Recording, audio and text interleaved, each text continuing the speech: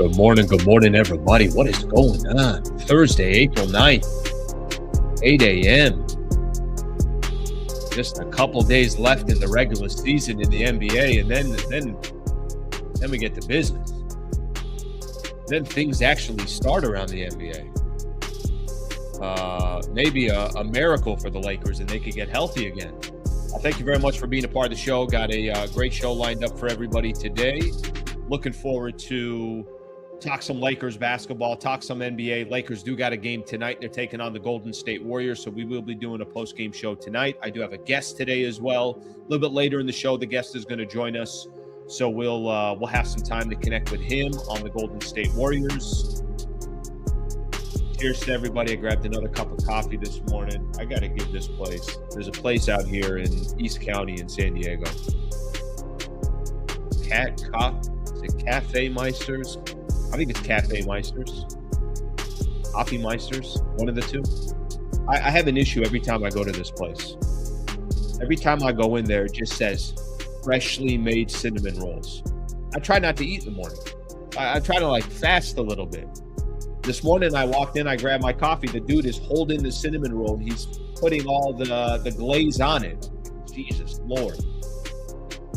But it's a good cup of coffee this morning. Hopefully everybody's enjoying their cup of coffee, whatever it is that they got this morning.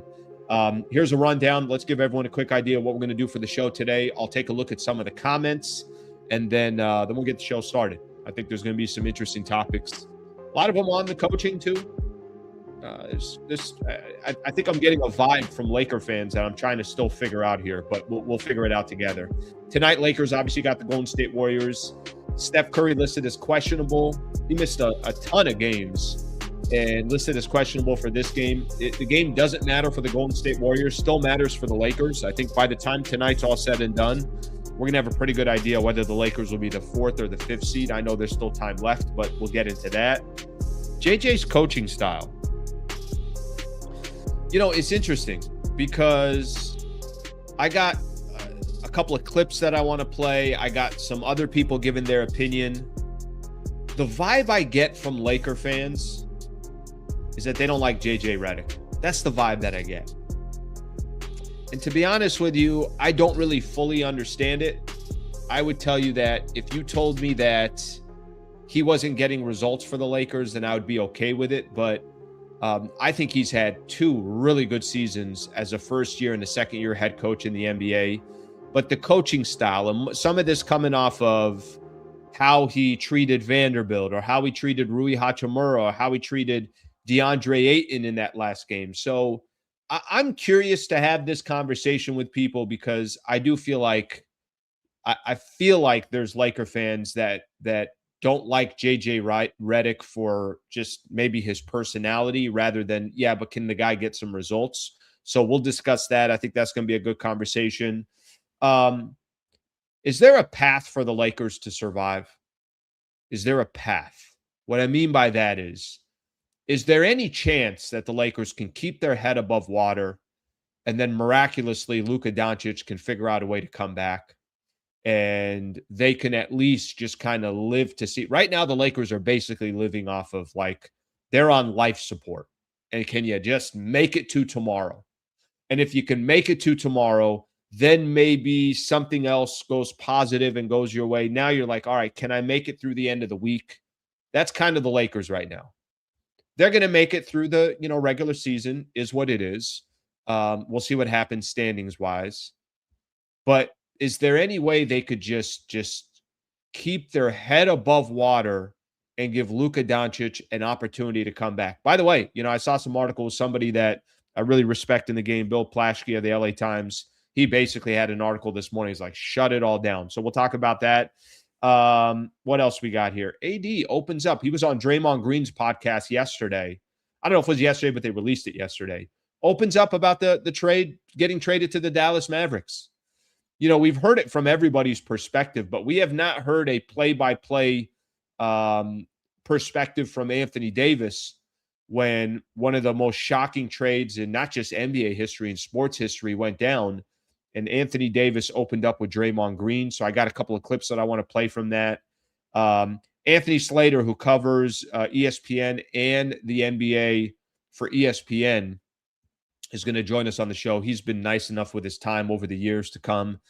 He was with The Athletic before, now part of ESPN, does a phenomenal job of covering the NBA and covering the Golden State Warriors. He'll join us probably about 8:45. So he's going to be on for, I want to call it the last 15 minutes of the show, and then we can go from there. Got NBA news, and everybody seems to be trying to fix the NBA.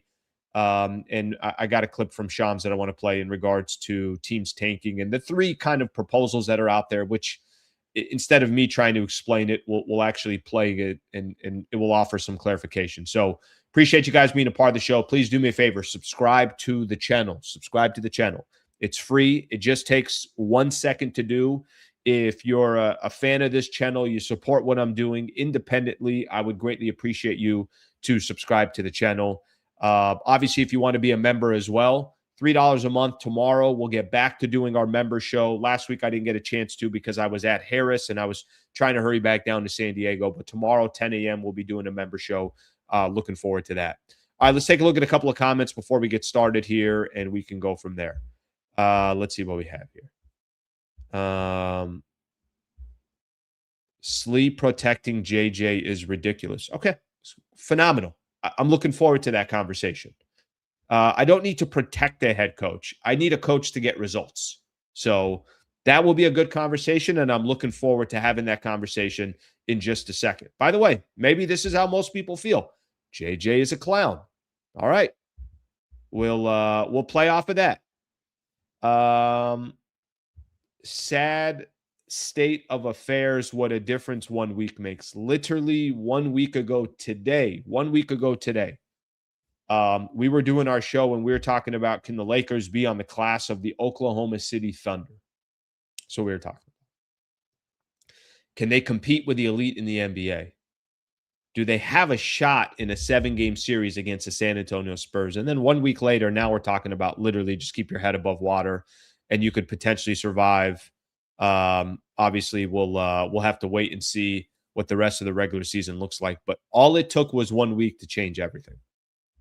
All right, let's get the show started. Lakers, real quick here, just on their game tonight, and then we'll get into this topic about JJ Redick. Lakers Warriors tonight.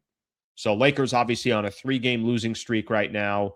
Warriors just snapped a 4-game losing streak when they beat the Sacramento Kings. It was Curry's second game back from his injury. He missed 27 games, and he is listed as questionable tonight. Warriors don't have all three of their centers, Porzingis, Al Horford, and Quinton Post, all out of this game.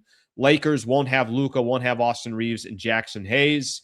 And then Marcus Smart is listed as questionable. We know, obviously, he's been out for a handful of games right now as well. First game of a back-to-back for the Lakers, so they'll play tonight. Then they'll host the Phoenix Suns tomorrow. And, I guess last thing I'll say here, if Steph doesn't go tonight, which I'm hoping Steph plays. I mean, I'd like to see Steph play, but I get it for Lakers selfish purposes. They got enough injuries as well. This game probably could just swing based off if Steph plays or if he doesn't play. Curry initially was thought to be out for 7 to 10 days. He ended up missing 27 games. This would be his third game back. They lost to the Rockets. They beat the Sacramento Kings in a very odd game, which I'll talk to Anthony Slater about, which is kind of the definition of tanking. And the Warriors did go 9-18 without Steph. That's the definition of a franchise player. That's what's going to happen to the Lakers, obviously, without Luka Doncic and that game coming up tonight. So hopefully the Lakers can be in the game and have a chance to win. I do think it's a winnable game. In a weird way, I do think the Lakers can win this game, even with all their injuries. We'll see what eventually happens. Maybe you got a little bit more of a chippy Lakers team based off of that last loss and based off of how JJ Redick was, some of his post-game comments, how he coached that game and everything else. Maybe there's, obviously a lot of things that come into play in that. Okay, speaking of JJ Redick, let's talk about JJ. Here's what I want to ask, some Laker fans out there, NBA fans, whoever's on the channel right now and hanging out during the live show. By the way, if you end up watching this a little bit later, which a lot of people do, we get a lot more views even after, the live show. People get a chance. It's on demand. Whenever you want it, it's there for you. You could feel free to put in the comments what you think of JJ's coaching style, and maybe I'll grab some of those and I'll bring them back onto the show tomorrow. Okay, so here is my here's my pulse, how I feel Laker fans feel about JJ Redick. Okay. I think there's a pretty good amount of Laker fans that don't like JJ Redick.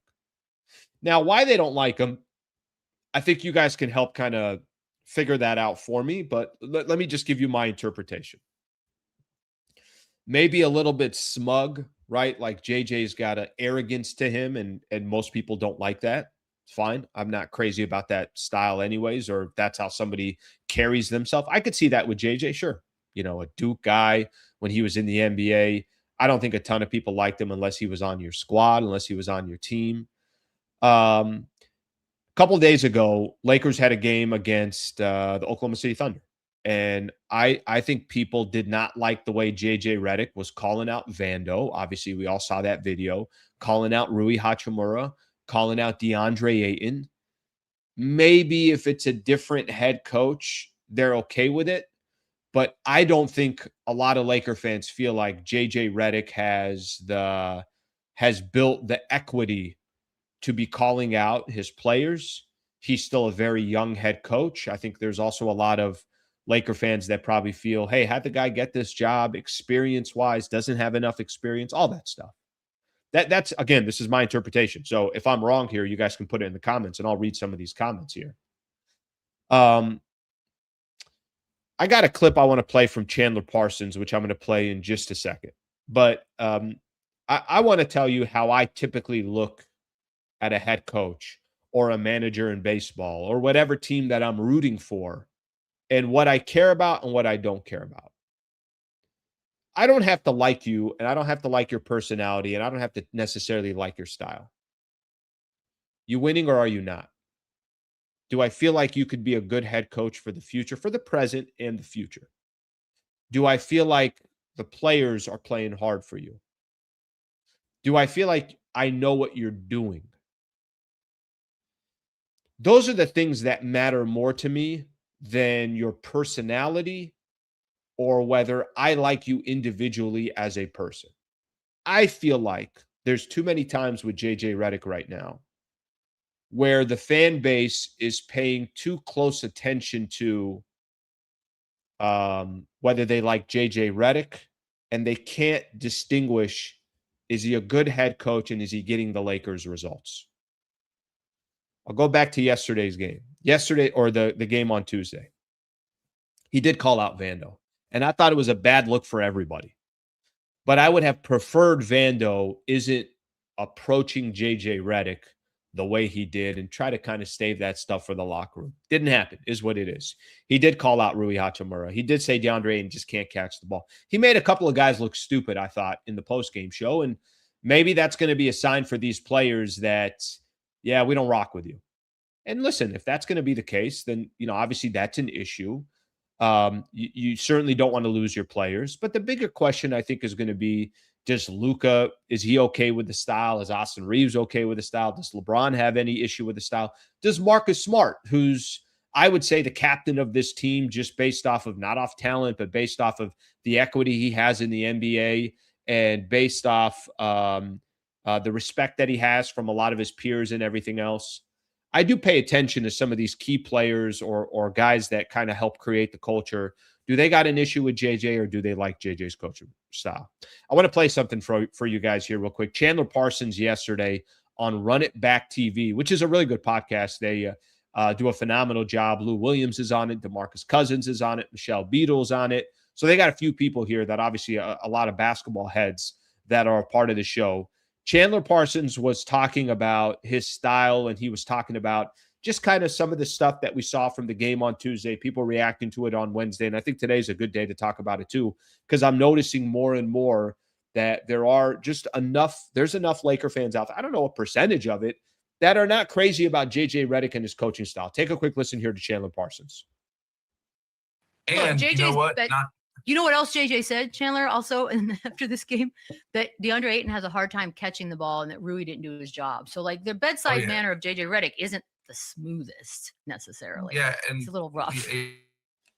He'll sound he's winning Luka. Like, you've seen him. Like, he I don't think he's making anybody kind of the whipping boy there. I just think he that's how he coaches. He's a fiery type guy. And as a young coach that maybe doesn't have as much respect as these other coaches might have, these players might have had for, you kind of feel like you have that free pass to kind of snap back and say something, just knowing, like, I played against this dude. I might have played with this guy. Like Luka and JJ were teammates. Like, so there's just kind of different level. I don't want to say respect because they probably respect JJ Redick, but there's just a different type of relationship there for such a young new coach than, there might be with a Spo or, Udoka or like one of these older guys that have been kind of around the block a little bit. So I think the main point Chandler Parsons is making there is like, look, he's gone at LeBron, he's gone at Luka. So it's not like he hasn't gone at some of the other stars. And if you go, I remember this vividly during the beginning of the season, or maybe the first, 20 games this season, something like that. Lakers went on a little bit of a winning streak. And Rui Hachimura in his post-game show said, hey, I really respect JJ Redick and the coaching staff telling our stars they need to pass the ball more. I was like, what happened? Clearly they went to Luka, they went to LeBron James, and I think called them out in a film session and told them, like, this isn't good basketball. We're not going to win games, Luka, if you keep firing these shots off. LeBron, if you're not swinging the ball, whatever the case is. So Chandler Parsons basically trying to say, and I think there's another thing that he said, it's like, hey, this guy is so young that a lot of these guys, I think the respect is the right word. Do the players have the same amount of respect for JJ Redick as they would, I'm just making up some names here, would they have the same amount of respect for JJ Redick as they would with a Frank Vogel or with a Michael Malone or with, I'm just kind of trying to think of like head coaches been in the league for a while, Tom Thibodeau, right? Again, I don't use the exact coach that I'm talking about, but I'm just saying coaches that have been in this league that have rolled up their sleeves. Maybe they've won an NBA championship. Maybe they've been through the gauntlet year after year. Oh, I could definitely see some of these players looking at JJ and saying, this is your second year in the league. I'm not going to treat you like you're a vet. I'm not going to treat you like you've been in this league for 10 years. I used to guard you just a few years ago. I definitely get that. I understand that. I think that's a fair point. I'm going to give a quick baseball analogy here real quick. And this is, you guys know I'm obviously doing that show in San Diego now from 3 to 6 p.m. So this has come up a little bit more recent. Padres got a new manager, Craig Stammen. And obviously the season is brand new. It's the first time he's ever managed in Major League Baseball. So every single thing he does is under a microscope. It's like, does this guy know what he's doing? Does he not know what he's doing? I think JJ, now granted it's his second season, anytime a new head coach comes into the league, of course, every fan base and every media member and every individual is going to say to themselves, does this player know what he's doing? Does this coach know what he's doing? Does this manager know what he's doing? I mean, geez, I could go back to the days when I was in LA and Dave Roberts' job was on the line, and he had been the manager for the Dodgers for a long time and had a tremendous amount of success. And people were like, get this guy out of here. Which, by the way, I understood it. I mean, Dodgers were in a win a World Series or it's a bust every single season. And, obviously these last 2 years shut all that up, but it took winning in order to shut the whole thing up. So I get the JJ Redick, let's pause for a second, coaching style and everything else. But here's the question that I have for people that question JJ Redick. Has he not done his job in the last 2 years? My only issue with people that are critical on JJ Redick, this is where I put a line in the sand. If the Lakers were hovering around 500 and they weren't playing good basketball, then I would say, I think you're right. If the players weren't playing hard for him, then I would say, I think you're right. If Luka Doncic, LeBron James, Austin Reeves, or Marcus Smart had an issue with JJ Redick, I would say, I think you're right. The problem I have is I think people don't like the personality of JJ Redick, maybe don't like the way he communicates with either the media or the players, maybe don't like that JJ Redick, they feel like he's entitled and he got this position and he didn't earn it, which I think is a fair point. He technically didn't earn it, right? He didn't have this history of coaching in the NBA and then boom, he gets this Lakers job. And I think because of all that, I feel like a lot of fans have stopped saying yes, but at the end of the day, are we getting results? Because I don't care how my manager is or how my head coach is. I don't care about his personality. I don't care if I like him or not. At the end of the day, I look, is this coach or manager getting results or not? JJ Redick's getting results. I mean, I don't know how you could say that he's not getting results. Now, what's going to suck about this year is the real test for JJ that we were waiting for was, all right, last season in the playoffs, you got outcoached. This season, you get a shot in the postseason to right some of those wrongs. And by the way, if he had the same type of postseason that he had last year, then I start coaching JJ Redick and saying, guys, this guy ain't ready. He's a regular season head coach. That's the only issue I have with the conversation with JJ Redick. He's been a good coach 2 years in the NBA, whether you want to give him credit or not. You don't win 50-plus games in the Western Conference with this random roster. He had a random roster last season, obviously after the trade for Luka Doncic. He's got some interesting pieces in this roster. He has overachieved 2 years in a row in the regular season.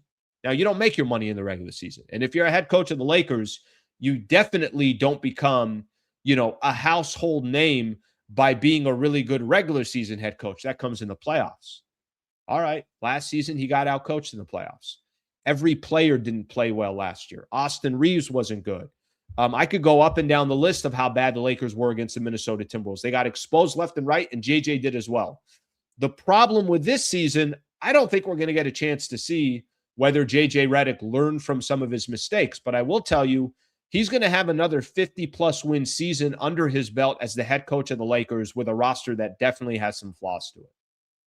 So I just hope that those that are critical about JJ Redick could at least put to the side and say to themselves, is he getting results for the Lakers? And he has been. And if you now all of a sudden are jumping on the train that JJ Redick is not a good enough head coach, well, a week ago, none of you were saying that. Nobody was saying that. A week ago, people were talking about, why aren't we giving JJ Redick more credit?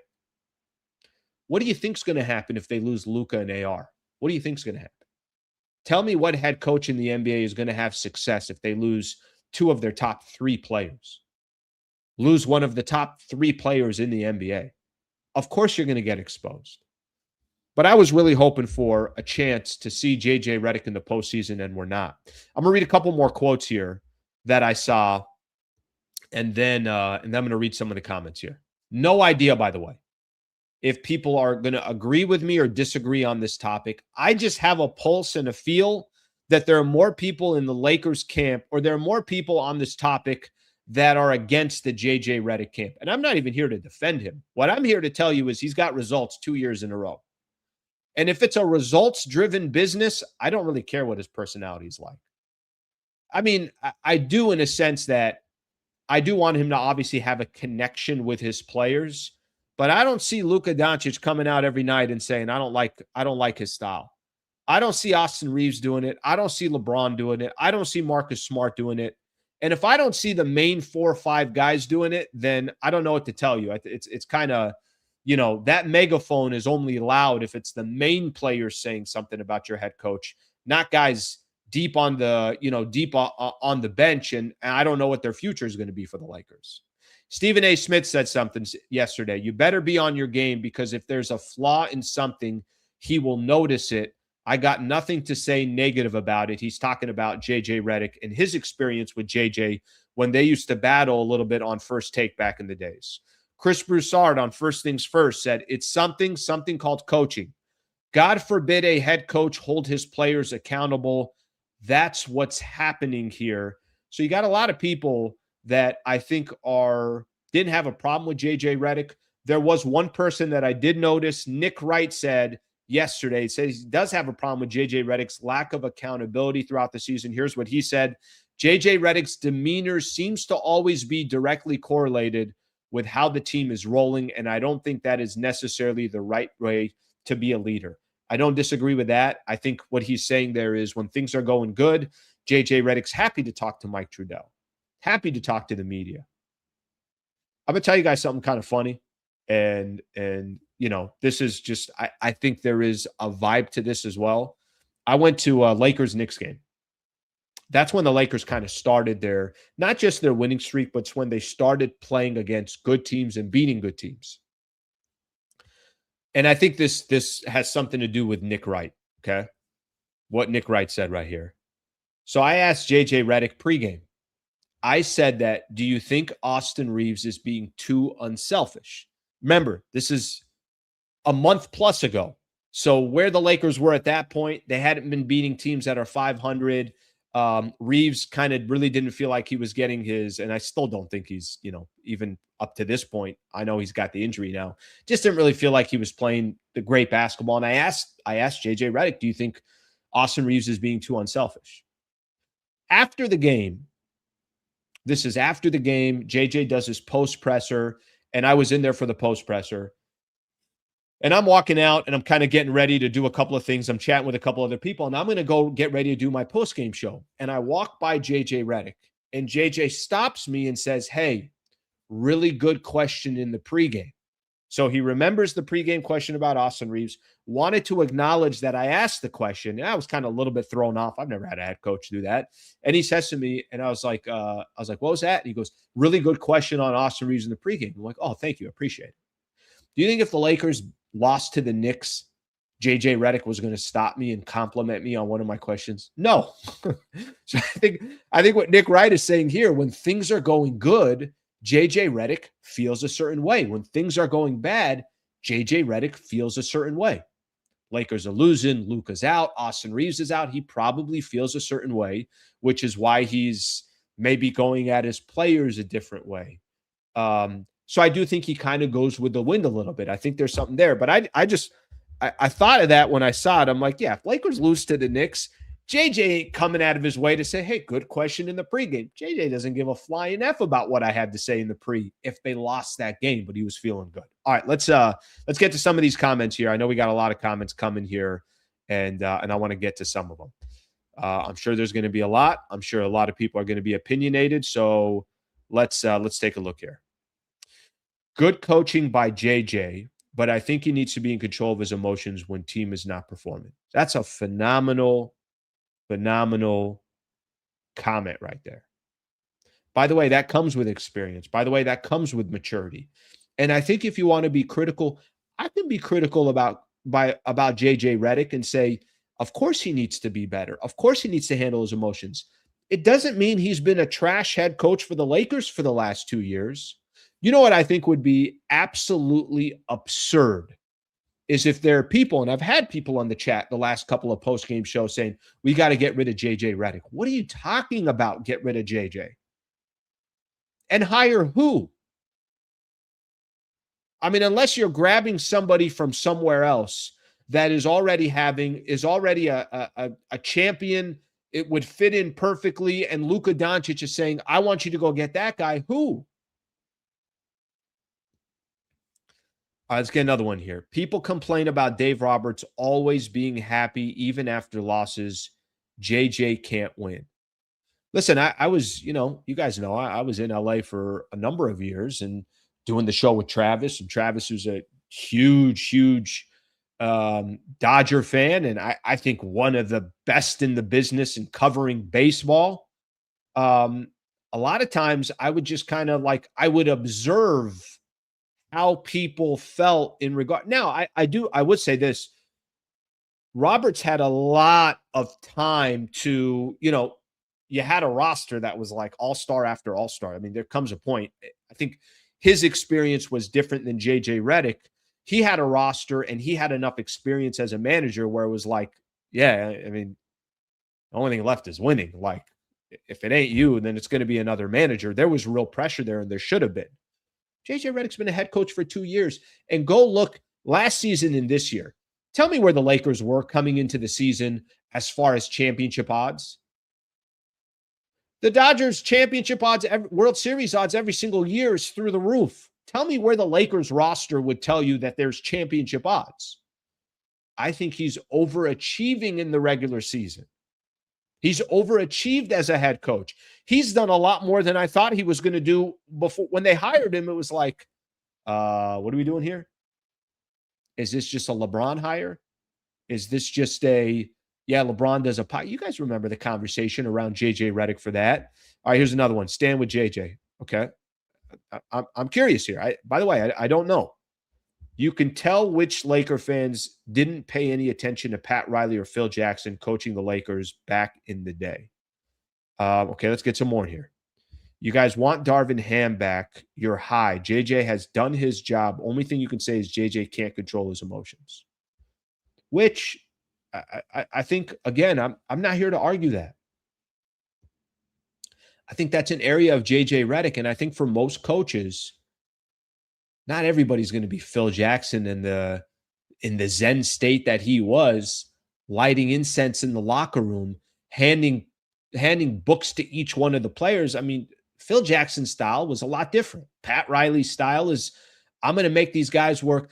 Michael Thompson used to always tell me a story that one of the reasons why the Showtime era Lakers lost in the NBA Finals is because there was a time where they just were ripping through the NBA playoffs, and they had 10 days off before the finals started. I think this was against the Pistons, and Pat Riley decided, let's do 2-a-days, and Magic got injured, and I think another player got injured. Pat Riley and Phil Jackson were polar opposites of how they got to a championship result. JJ obviously is going to have to figure out what his result is, but nobody is looking. I don't think there's anybody looking at the Lakers saying, well, JJ needs to win a title. Put a roster on the table where the expectations are championship, and then we can have a championship type of conversation. You can't have that with the Lakers right now, even if they were fully healthy. Let's see what we got here. West is the worst it's ever been. JJ needs playoff success to prove himself. I don't disagree with you on that. Okay, last year he didn't. His first year coaching in the playoffs. This year, he might not get that opportunity. What are the expectations you're going to have for JJ Redick this upcoming playoffs if Luka and AR aren't there? What are the expectations you're going to have? I'll tell you my expectations. Can you make it go 5 games? Well, I honestly, what are the nobody's going to have any expectations if they can't win. I mean, clearly they're not going to. All right, let's get some more in here. Let's get a super in here. All right, I don't think this one has anything to do with the topic, but we're going to read it anyways. If you ever want to change the topic and get my attention on something else, just throw money at me. Thank you for the super. Fun fact, LeBron James is only #1 pick since 2003 to get league MVP, finals MVP. Only 5 have got to the finals. Bron, Kyrie, Bogut, Wiggins, AD. Not sure I fully understand that chat there and where it came from, but I appreciate the super. Thank you very much. It's a compliment to LeBron James, which doesn't happen very often on this chat. So there you go. I'll take that. I stand with JJ. Hold people accountable, period. He is holding the players to high standards. He is not throwing you under the bus. The standard is finals or fails. The Lakers let JJ coach and sit back. 250-win seasons. Okay, I got to be honest. I'm a little surprised some of the positivity around JJ. I am. I thought more people were going to be on the other side. Let's see what else we have here. Phil Jackson called his players out in public, in the press, and on the court all the time. This generation is just soft. Now, there's a difference here. Phil Jackson is arguably the greatest head coach in the history of the NBA. It's one thing for Phil Jackson to call somebody out. It's a whole different thing for JJ Redick to call somebody out, right? So I think it's not the message, but it's the messenger. If you think JJ coaches too hard, then you're just soft. Okay. He didn't say squat about Bronny. Come on, state the obvious. I don't know what the obvious is. So if you have something that's obvious, do I think him and Vando don't have a good relationship? Clearly, they don't have a good relationship. So maybe that one's a little bit personal. Maybe that one's got to get figured out. Get that button, fingers, baby, heart, hand, bum off my team. Oh, get that butterfinger. So we're talking about DeAndre Ayton. Thank you for the super. Well, it's going to be up to DeAndre Ayton if he wants to be off the team or if he wants to be on the team. That's going to be completely up to him. Okay, we went very, very long with this topic, and I appreciate it. It's a really good topic. I mean, when we were doing some prep this morning, I'm like, no, I think I want to get this. And we had some good quotes and stuff like that Eric put together. So shout out to him for doing it.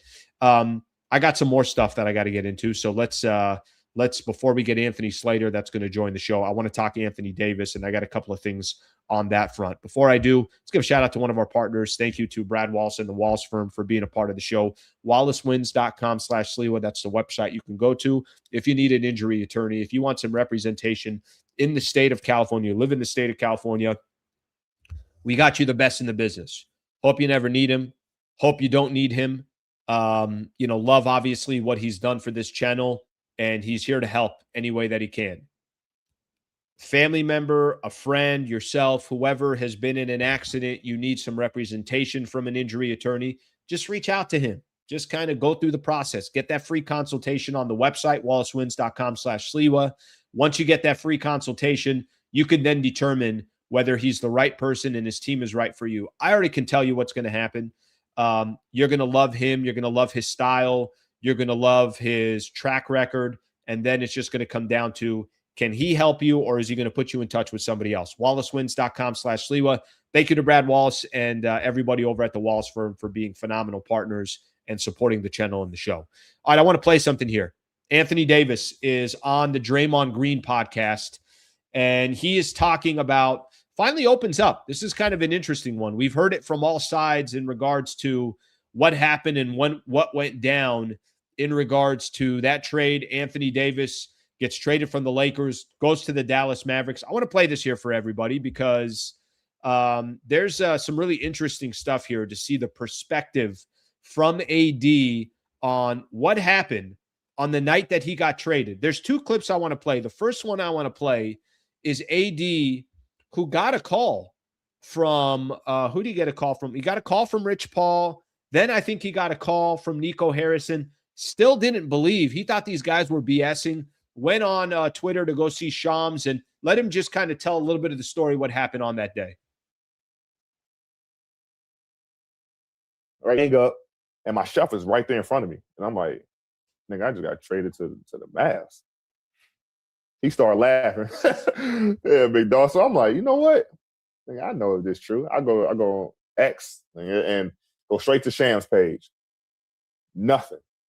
I'm like, yeah, they playing.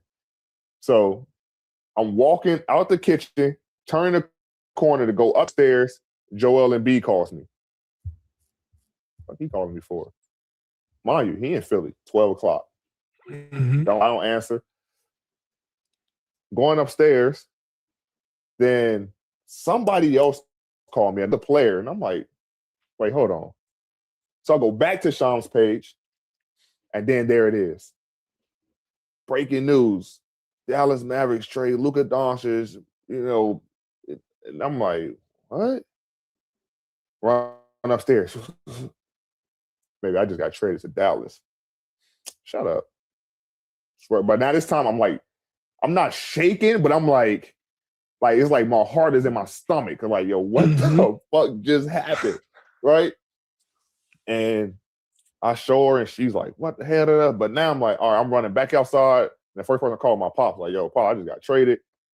I'm like, man, shut up. He's looking. He can't find that. And as soon as I'm like, bro, I swear to God, it pop up on the ESPN. Like, and then my phone started blowing up. Everybody calling. All right, that's AD telling his story. The reason why I wanted that story is because everybody kind of has the, hey, where were you when AD got traded? I know that sounds kind of funny when Luka gets traded, but everybody kind of knew because it all just kind of happened. You guys remember I was doing my live stream. Lakers had just played the New York Knicks. That game ends, and I'm doing the postgame show. I'm just about to wrap the postgame show. Somebody in the comments says, hey, Slee, go look at Shams' page. I look at Shams' page, and I'm like, yeah, guy obviously he got hacked. Well, I don't care about my story. I don't care about everybody else's story. Anthony Davis was part of that trade. This is the first kind of play-by-play account that we got from AD. And he goes on. I'm not going to play any of the other clips because I want to spend a little bit more time before Anthony Slater comes on. But he goes on to just kind of tell a little bit more of the story and just from his perspective. But imagine Anthony Davis. He told a story when I think Rich Paul had called him, and he's like, they traded me to Dallas. He's like, for who? Luka? Like, there's nobody on that team that is going to give back a return other than Luka. And he acknowledges that Luka's obviously an unbelievable player, and Luka is one of the coldest players in the NBA. So he acknowledges all that. Actually, Eric, let's play one more. Let's play the clip. I think it's clip 3 that you have there. And AD, I think, is trying to still fully understand, but also understands the justification. I mean, I'll help clear his justification. We could do that in just a second. But take a listen to AD kind of after the fact, trying to understand the trade. So now I'm like, all right, so I'm about to call Rob Pelinka back. So I call Rob Pelinka back, and I'm like, hello? He like, yeah, he, telling me all this stuff. And like, basically I got traded for Luka. And some of the stuff he was saying, I didn't understand. Like, what do you like? Mm-hmm. We want to, when Bron's done, want somebody to take over. We want to go younger, rebuild all this. And I'm like, huh? I just didn't understand like what he was saying. But also too, like, I hear, but I'm not listening. Right? All right, we'll stop it right there. Okay, so a few things here. I loved AD on the Lakers. I did. I absolutely loved it. Anthony Davis was an easy player to like. Great personality, was a beast when he was at his best, held down the fort at the defensive side for the Lakers, and won an NBA championship, period, point blank. I don't want to hear he won a championship with the Lakers. That's it. Have respect for Anthony Davis. He was great for the Lake Show. It might have been tough for AD to understand. It might have been tough for AD to comprehend. He knew what was going on. And he did mention, he did understand the business side of things and how much younger Luka is and everything else. The one thing that he tried, I think he was trying to fully understand from the Lakers, the front office, was, hey, I can't get enough respect to be a part of a conversation, to have the dialogue before the deal was done and everything else.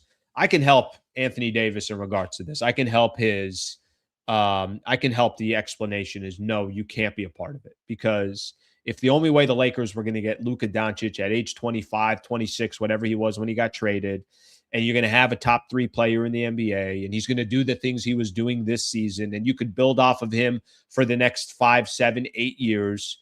If the only way that you could get that deal done is that you can't know about the deal, then you just got to do what you got to do.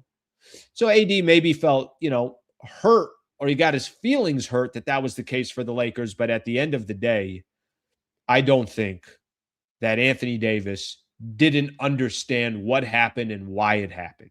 He's just going to have to be associated now with one of the biggest trades in NBA history. And like I said, I got a lot of respect for Anthony Davis. The biggest frustration we had with AD just wasn't available enough. He was injured too much. And when you tell the story about Anthony Davis, you can't get very far. You could say one of the best two-way players in the league, dominant when he's at his best, can put up 30 and 15 on any given night. But you also have to put in there, wasn't available enough. Injured a ton. Lost playoff series because he wasn't available. That's part of the story with Anthony Davis, but really interesting perspective to hear it from his perspective because of everything like I just said. W. Nico, W. Pelinka. We begged AD to take the torch for years, and he wouldn't take it. You're right about that. You know what we realized? I think a lot of Laker fans realized he's not the guy to take the torch. It's just not going to happen. And I think it became, for me, it was, if they didn't trade for Luka, it was like, okay, you have AD. Now you got to go get another star next to AD. There's some players that you go on a road trip. There's some friends, right, that are like, give me the keys to the car. Let me drive this thing. I'm driving 8 hours. And there's other people that just kind of want to sit in the passenger seat. And there's other people that want to sit in the back. People in the back are the role players. The people in the back seat or the people in the passenger seat, that's like your co-star.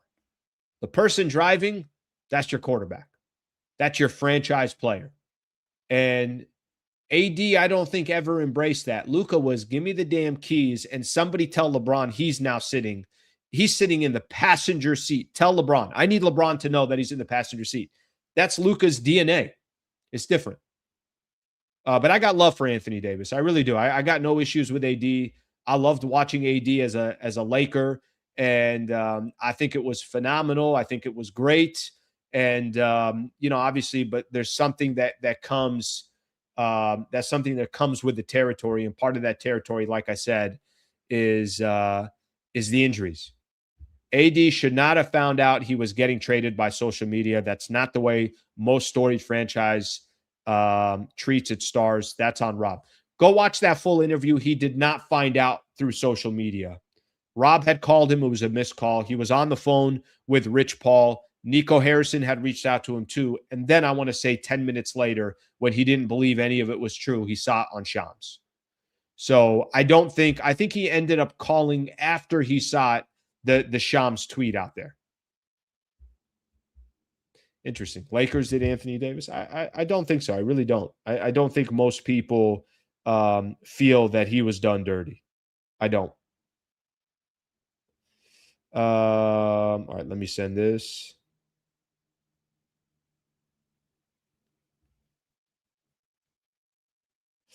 Okay, let's take a look at a couple of these other comments, and then we'll keep things rolling. Appreciate you guys being a part of the show. This is, I know Lakers are not doing what they're doing, but it's a good show. A lot of good topics here. John Wayne, throw something out here. Fun fact: LeBron has only been to one final in 8 years with the Lakers, and he's 2-12 in his last 14 playoff games. Laker fans are done with LeBron. I think if you told me this a month and a half ago, I'm with you. I think Laker fans now, I think they understand that LeBron has taken a different seat, has taken a back seat, is completely okay with being a role player, a certain type of role. And I think the question now just becomes, if you do bring back LeBron, or if the conversation is there, if he's coming at a steep discount, it's interesting. If he wants $52 million or $40 million or something like that, then I think it's an easy conversation. But I think, John, if you wrote this a month and a half ago, I think the conversation is different. I think writing it today, it is. I think it's a fair argument to have to ask that question in the offseason. Hey, what should the Lakers do with LeBron? I don't think it's a slam dunk anymore. I don't think it's a slam dunk anymore. I think there's kind of growing momentum that if he came at the right price, it would be interesting. Listen, for me, it's changed. A month and a half ago, I'd have told everybody, yeah, that's it. Now it's like, all right, let's see what happens the rest of the season. Let's see who you can go get in the offseason. Let's see how much he would cost. It's more of a conversation now than I think it was in the past. So that's obviously good to recognize from that perspective. Now, I don't know if everybody feels that way, but I feel like more people feel that way. Thank you for the super, by the way. I appreciate you. All right, let's give a quick shout out here. Harrah's Resort SoCal, phenomenal partner, harrahsocal.com. If you're in Southern California and you're trying to get out for one of those staycations, by the way, you can be any part of California. It's worth the flight, whatever the case is. But I just really encourage it for those who are in SoCal. Great place for a staycation. Located in North San Diego, like I mentioned, up in the Palomar Mountains.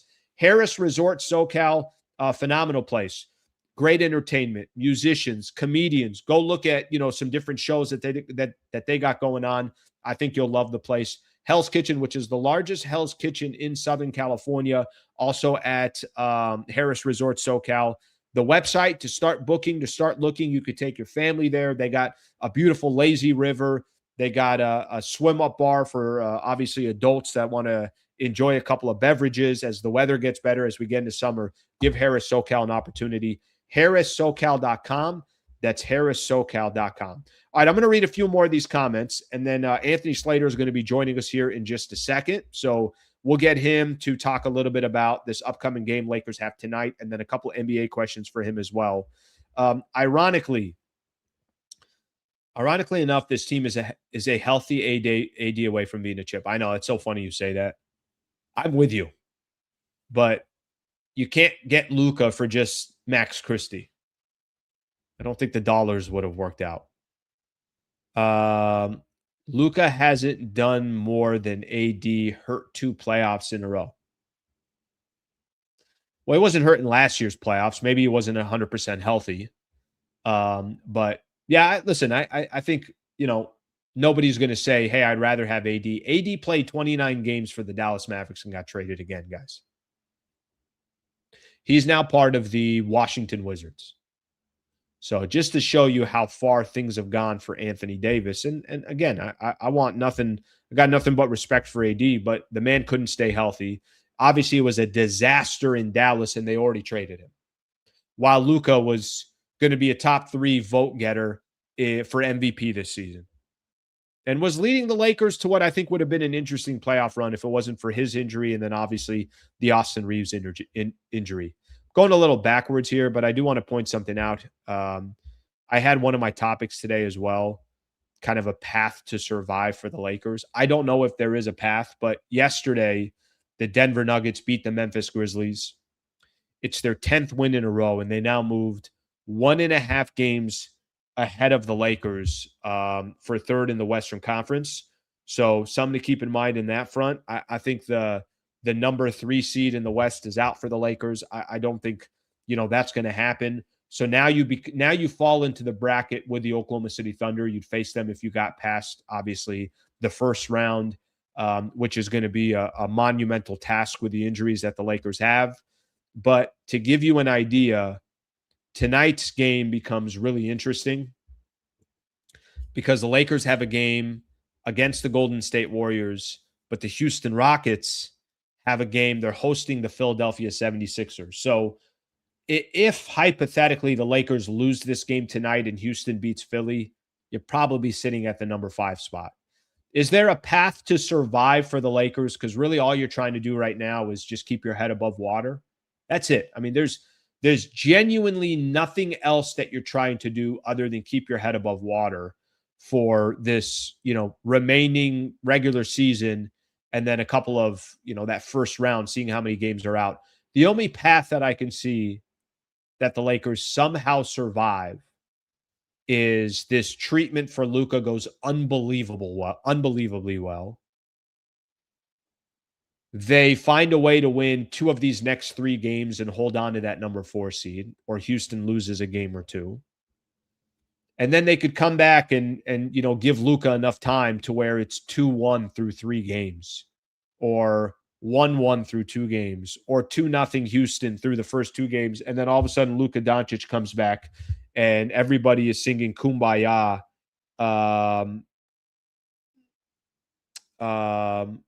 Everybody is singing Kumbaya in order to, obviously make that happen. So we'll see. I mean, I don't want to sit here and make any, I think we all kind of understand that it's almost a miracle now for the Lakers to survive or have a path for survival. So we'll see what happens in regards to that. All right, let's, wow. There's a stat for you. Eric's pointing out here. Luka had more points in March than AD had in Dallas. 600 points for Luka in the month of March. More points than AD had in Dallas. Shows you how many games, obviously he was unavailable for. Eric, let's play something here real quick, and we'll see if Anthony Slater is able to join us. I think he's having some technical difficulties. Him and I are texting back and forth here. But either way, we'll just keep rolling. Let me play something here. We've had a lot of conversations about the NBA and how they can potentially fix things and tanking and all that stuff. Shams has a video here that I want to play. There are now 3 different proposals that are out there. And for me to try to explain what the Lakers or what the NBA should do in regards to tanking, we all saw this game, the Sacramento Kings and the Golden State Warriors, where literally, like, if I'm being honest with you, and I've always justified that I understand why teams tank, but this is taking things to a pathetic level the way the Sacramento Kings were. And I understand where they're coming from, but the integrity of the game is just out the door. This is the latest from the Board of Governors, who are expected to vote on anti-taking rules.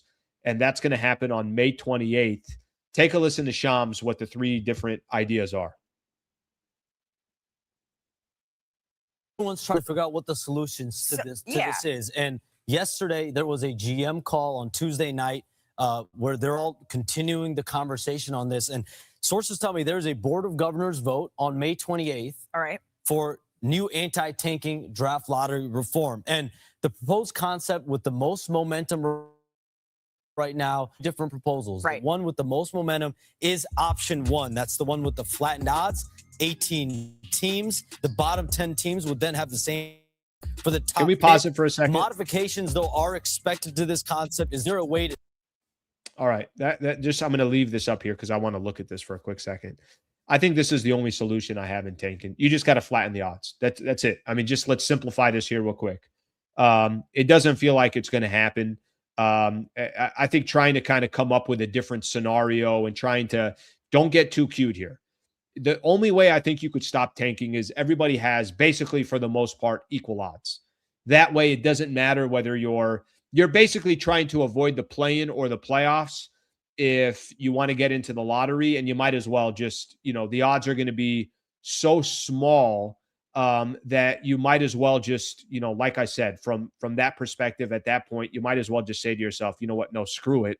I'm going to just try to make the playoffs because my odds are going to be so low. And there's such an equal percentage chance of making the postseason, or I'm sorry, of getting one of these lottery odds. I just think that that's probably the best solution for the NBA, and somebody that is definitely understands it a lot better than I do, and probably has an opinion on it as well. Anthony Slater, who's going to come join us right now, who's ready to go here, and I greatly appreciate Anthony's time. Anthony, what's going on, brother? Thank you for being here. A few technical difficulties this morning. I'm trying to get this home studio set up. Looks good. It looks good, but, there's about 95 different, avenues I got to get through to get here. But I'm here. There is nothing worse, and you know it because you're doing a lot of TV and everything else. But when I'm podcasting and you're live and all of a sudden, like, the audio's not working. I don't know if you know this, Anthony. You can't really do a podcast very well if the audio's not working. Nope. And these days, I mean, you know better than me, but like the video needs to be not only working, but, you'll get fried in the comments if it's like, oh, it's too blurry, or what room are you in? What angle? All that. So I've been in my backyard a bunch this summer before I had the setup that you're seeing now. And, it became a thing, a meme. Windhorst even went, semi-viral by killing my backyard at one point. So I was like, I got to get this home studio set up. That's pretty funny. Yeah, I always, whenever somebody says, hey, something's wrong with your audio, I just always say, I think it's on your end. For all the listeners, I'm just like, yeah, I think it's you. I think it's everybody else. Brother, I appreciate you coming on. Thank you. And, obviously always great to have you. And I'm going to ask you this because you were a part of a game, and I played actually from your Twitter yesterday. Yeah. You were a part of a game where the Sacramento Kings, I don't know if this is the most creative I've ever seen the tanking, but can you do me a favor and give some context to what happened between the Golden State Warriors, who the Lakers have tonight, we'll talk a little bit about, between the Warriors and the Kings, late game situation. Can you just explain what exactly happened and just where you are in the world of the tanking issue in the NBA? Well, I mean, the whole thing was wild because, number one, it dropped yesterday morning when this was all going on, a really wide-ranging story about the tanking epidemic and, all the, tentacles and all the human impact, the solution. It's such a massive conversation. Within that, I got a Draymond Green quote post-game. We did a little 5-minute back and forth, me, Nick Friedel, and Draymond about tanking in general, where he gave a good quote, which I ended up, putting in my story late night before it went up, about like basically find teams more often, which I actually do think is a good idea. But within that, quote, Draymond delivered basically an accusation that he felt the Kings' intentional foul of Steph Curry with 3 minutes left, 3:15 left, was a tanking tactic to try to, influence a loss by the Kings.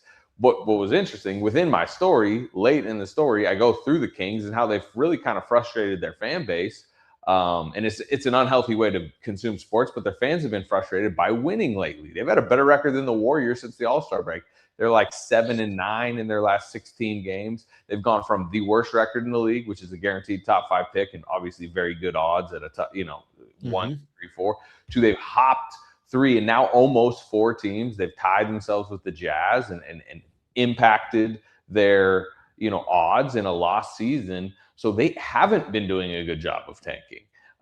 And what was wild about yesterday is while the tactic was a mistake, and I think clearly on the surface, made Draymond Green think that maybe the Kings were trying to influence a loss late. The Kings really pushed back hard against it and basically were like, look, our coach just made a mistake. He thought he had a foul to give. There's 3:15 left. He wanted a timeout because it's the user to lose it, right? He wanted a timeout. He actually, in the huddle that he fouls Steph Curry, calls timeout, draws up a really nice ATO that gets Doug McDermott a 3 to go up 3, 104-101. They'd come back from 16 down. But he did foul an 86% free throw shooter. By the way, Steph Curry goes 1 of 2. The Kings are leading like a minute later. They blow the lead, they lose it. But if you actually look at the situation, it's just a little coaching mistake by a team that has been winning too much lately. But because it's this tanking epidemic and because Draymond really kind of dragged it into the spotlight, it becomes a massive story yesterday. So that's all the context I guess I could try to give. Hack a Curry. I like it. Yeah, no, that's, you got to get one of those Curries at the free throw line late. That's a good strategy. At least you got the one that's an 86% free throw shooter, not like 91, greatest ever. Odds are better. I get where Christie's coming from. Okay, so with that being said, of all the things, listen, I love the NBA. You do as well. We're going to consume it either way. But there definitely are a lot of stories around the league where you can look at, maybe people don't like the 65-game threshold. By the way, I'm a fan of it, but let me just I'll lay out a couple of things. You got the tanking. You got 65-game threshold. You got load management. You got, I'll just use one, which I don't think is a big deal, but it's always made a big deal. The All-Star game. There are negative kind of stories that feel like the schedule, 82 games has become like, hey, should they cut it to whatever? Yeah. 82 games. I think that the betting scandal to start out the year. Oh, okay, that one? When the FBI, arrested the coach? Yes. Just a head coach in the league is no longer the head coach. Of all these things that kind of loom over the NBA, can you give me just and I don't even know if I'm looking for a solution, but what's the most important one you think they have to address that really is hurting the integrity of the game? Again, you and I are going to watch every game. I think most people that are on this channel are going to watch, but for a more casual fan that you don't want to lose, that's so critical to your sport, what's the one that you think is most important to address? I do like the idea of shortening the schedule because I do think maybe that solves a lot of the issues in many ways. But, beyond that, and there's financial implications of not wanting to give up home dates, whatever. The tanking one, maybe it's fresh on my mind. I just wrote a story on it, but it got really, really bad this season. And I do understand that there was some uniqueness to this season, particularly in the draft, right? It's a loaded draft 1 through 14, really. Even if you get the 9th pick, it's a much better 9th pick than you would normally get. But as within reporting this story, I mean, one of the things that, you usually in most seasons have 2 to 3 to 4 teams, maybe tanking. This season, not only did you end up having 9 teams doing it, but because it was such a popular tactic, teams felt like they had to beat each other to the punch and started doing it in January and February instead of, talking to veterans around the league about it. It's like, chess. Yeah. The veterans around the league are like, I've had teams in the past decade who say, hey, it's April 1st. We got 6 games left. That part of the season, basically the one we're sitting in right now with the last couple of weeks, has always been this kind of dead time giveaway. Everybody's gearing up for the playoffs anyways. When you're at the All-Star break, even before the All-Star break, and, the Jazz are getting fined because they're trading for Jaren Jackson. He's scoring 20 in the first half, and then they're yanking him out of the game. And then so I think it's the amount of time and the amount of teams, which is now 2 months of bad basketball and 9 teams where you can have a 10 game. I looked at one, I was in my reporting, there was a game or a day in March where 7 of the 10 games had a tanker actively trying to lose, and they get beat by 25 points. So you have all that. And then the strategies are becoming more and more audacious, where the mid-game benching of not even just stars, but now it's, I've seen the Warriors have been very interesting to be around over the last couple of months because they have a very bad product generally, right? Steph Curry's been out for 27 games. Jimmy Butler's out. They have a tanking level lineups out there, but they are motivated to win. So when they play these teams, the Wizards, the Bulls, the Grizzlies, the Jazz, I can name a bunch of games recently, they're generally competitive. The Kings won the other night is a good example. They're in competitive games where they want to win. And the other team, which if they're playing the Thunder or the Lakers or some of these good teams, they don't have to bench some of their okay young players because they're just going to get beat regardless. But they've been in these games with the Warriors. So Brooklyn's a good example. Washington is. They let Alex Sarr foul out in the third quarter. They bench Coulibaly. They bench all these young guys that need these reps, and they're putting in two-way guys. They're putting in these wacky fourth quarter lineups, and the Warriors are coming back and having this nice comeback home win. And it is integrity of the game type stuff. And, one of the tactics that I detailed that goes back to the Thunder a few years ago is, a lot of these teams are signing average to like mid-tier G League players. Sure. Bringing them in on 10 days and giving them 42 minutes a night. There's, Anderson Garcia. He's a defensive-minded role player in, Mexico City. Capitanes, the Jazz signed him for 10 days, played him about 42 minutes a night, including his last game on the 10 days. He played all 48 minutes. He was like a minus 100 something, and then he's back to free agency. And that's the type of stuff that is, it's too obvious, it's too egregious, and it's lasting too long in the season that I do think integrity of the game, it's an issue. Lakers got the Warriors tonight. By the way, is Steph a kind of a game time decision, or do you feel? Yeah, I got to make a couple calls over the next couple hours. He's going to play one of the two of these back-to-backs. Right. They're in Sacramento tomorrow night. My thought, and the sense I was getting from them is he'd play tonight, basically just because it's the home game. If you don't play him tomorrow, you don't have to send him up the road to Sacramento. They've listed him as questionable, which means as of yesterday, they hadn't made the choice. They're resting Porzingis on the front side of the back-to-back. So I do think Steph will play tonight because it's the home game, but it's certainly not confirmed. What is the Warriors' strategy moving forward? And obviously they went all in a sense to get Jimmy Butler, and obviously we know his injury. Nothing you could do about that. They traded away Jonathan Kuminga. Steph Curry still wants to compete. Draymond Green still on the team. I thought his quotes, with you and Nick, like you mentioned, were hilarious, talking about how they can lose 15 in a row and still be in the 10th spot. And what is there? This is a franchise that, over the span of 13, 14, however long it's been, they're known for incredible success in championships, and they still have players on that team that were a part of, obviously, those championship runs, critical pieces. What's their strategy moving forward? Yeah, the strategy in the next week is try to win 2 road playing games, right? They do with Steph, at least, the veterans on the ground level of this operation want to try to win probably in Portland, and then in either, against the Clippers or Suns. They do feel like they can do that with Steph back, with Porzingis, shooting it well. And if they do that, then they get a 1-8 against the Thunder, which I'm not sure how well that'll go. But the NBA probably wouldn't mind 4 to 5 Thunder Warrior playoff games at the 1-8. So that is the immediate goal, especially in this later stages of Steph's run. You don't know about Steve Kerr's future, Draymond, all that. Organizationally, let's say they do lose one of the 2 playing games. You have the 11th best lottery odds because you're the worst of the play-in teams record-wise. That is the exact spot that the Dallas jumped up last year and got Cooper flagged. So, number one, they would pray for lottery luck, right? Go get a top 4 pick in this draft. That would help them a lot. But let's just assume they get the 11th pick. You either draft a potential rotation guy. Yaxel from Michigan is a good example. The wing from Arizona, I think, would help them. Like, there's some options here to boost up the rotation via the draft. But also, they'll go big fish hunting this summer again. Like they'll maybe check in on Kawhi, Giannis. They'll be in the mix of those conversations. What's LeBron's future? Like, just knowing them, they'll at least sniff around on that. They want Jimmy Butler to rehab and get back probably mid-season next year. It was a very successful trade for them prior to the ACL tear. He was good all in their stretch run last season, good in the playoffs. They won a first-round series.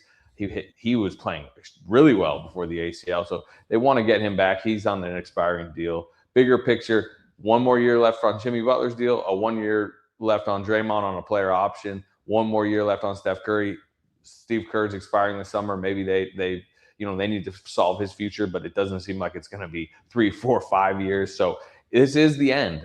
This is the end of this era. We'll see how long it lasts. 1 more season, 2 more seasons. Beyond that, they do not have much money committed at all, as I said. And also, while they did, you say all in on Butler, they really only ended up giving up 1 first-round pick last year's.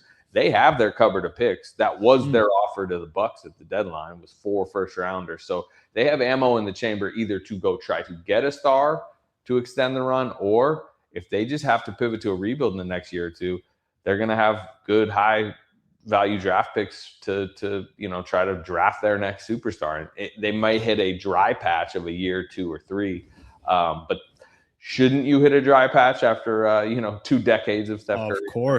Of course. Andy, final one I got for you, and I greatly appreciate your time. Your observation on the Lakers. And I know that a week ago, if we were having this conversation, it's a lot different. But just what you thought they were able to accomplish this season and how you think they build off of this. I'm just going to assume right now, I don't know when Luka's coming back.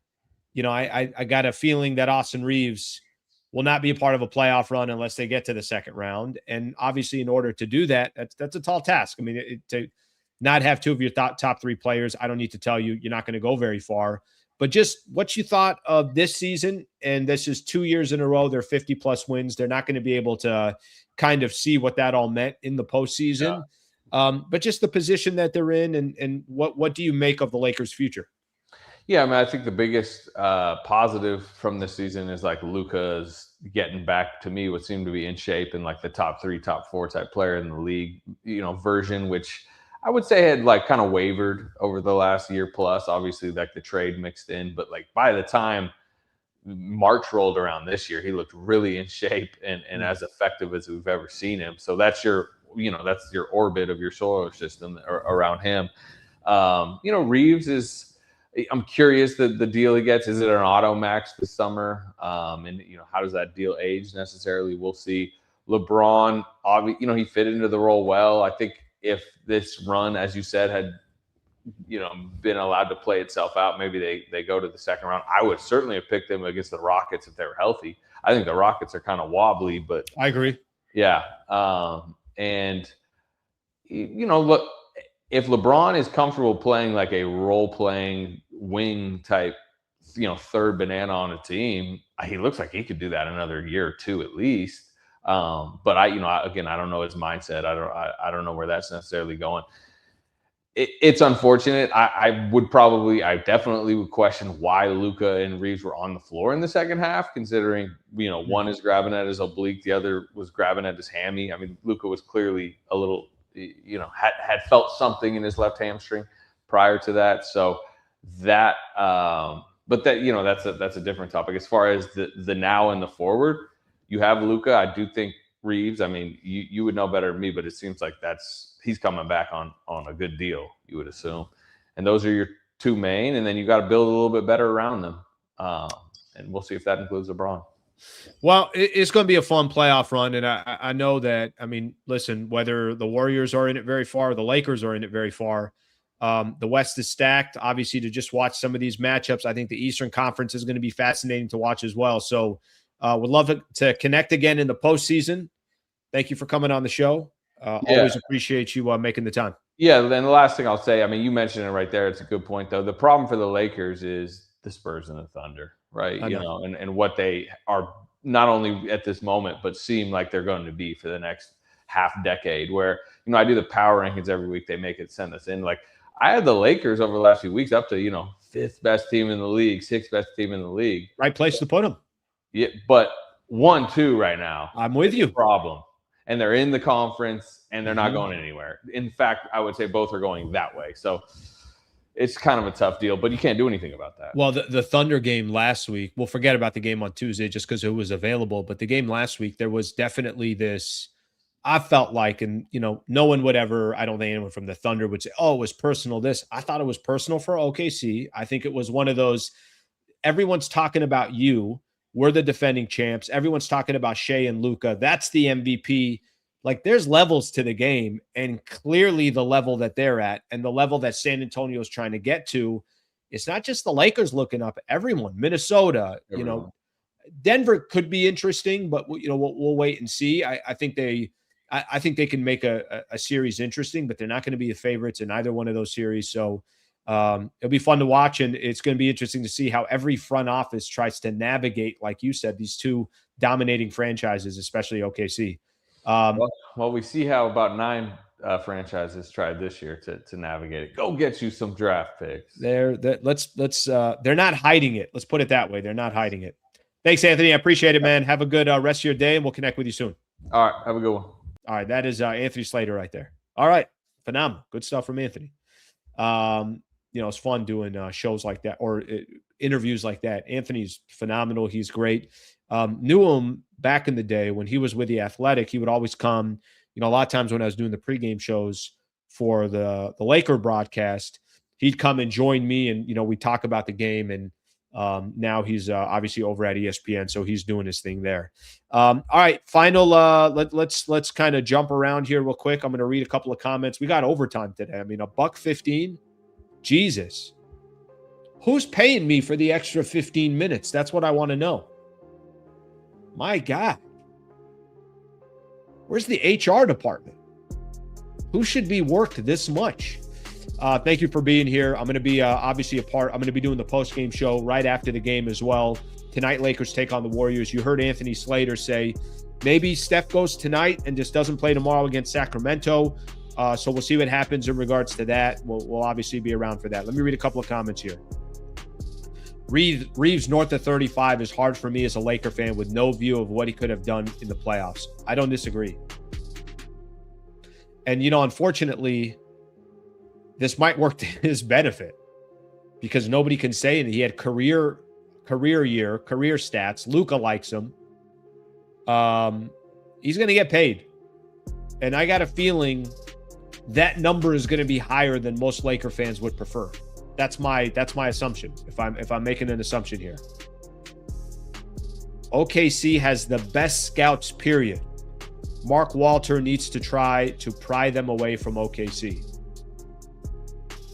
Yeah, listen, do I think they're going to have a plan? And is that plan going to be past just trying to grab people from the Oklahoma City Thunder? I do. They'll be fine. I think Lakers are going to be good big picture, but you just heard what Anthony Slater was saying there. Like, the challenge is the challenge. Those are the Oklahoma City Thunder. I'm not putting San Antonio on that, on that class. But San Antonio ain't that far behind, and San Antonio is ahead of schedule. So by the time you get to next year, San Antonio could be on the same path as OKC. I mean, frankly, in the next couple of months, the Spurs could say we got a shot of beating the Oklahoma City Thunder as much as OKC's got a shot of beating us. Okay, final thing to mention here, and I do appreciate everybody being a part of the show. Tonight, Lakers Warriors post-game. I'm going to do it tonight. Will be, let's call it between 9:30 and 10. I'll start the post-game show since tip-off is at 7. Please subscribe to the channel. Members, we got a show coming up tomorrow at 10 a.m. Thank you, everybody, for being a part of the show. Hope you guys have a great rest of your day, and I will see you guys tonight after the Lakers take on the Golden State Warriors.